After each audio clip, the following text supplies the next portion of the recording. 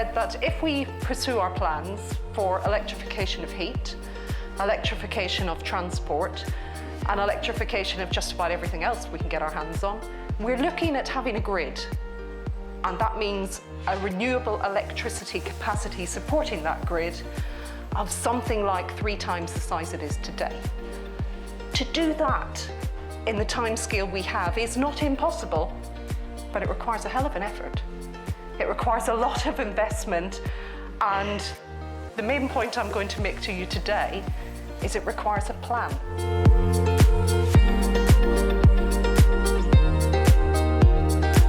There's not enough biofuels is actually a self-fulfilling prophecy.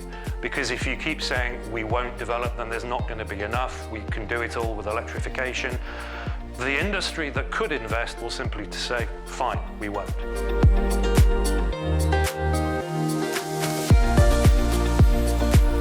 So the reason why there aren't any hydrogen refuelling stations here in the UK is that everybody that's building them in Europe is doing it because 70 to 80% of the cost of that is covered by the EU.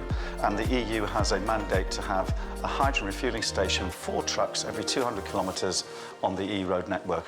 Hydrogen's going to happen because all the vehicle OEMs are based in Europe anyway. And so what they're going to do when their vehicles come to the UK, because they will, and they'll need refuelling. So that's what we're trying to do. We're all in this together is the message that we wanted to push out as the automotive industry, as those enabling technologies and industries as well. So the government has recently consulted on the ZEV mandate. There's a lot of media, a lot of front page headlines that have been going around the place over the last few months in terms of what that means for the transition.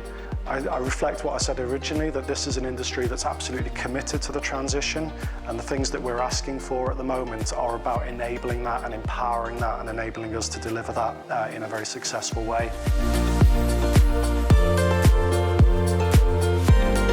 The road to decarbonisation and a greener future is impossible to achieve if it's not accessible for all. We need to start thinking about it now before it's too late to try and start changing things.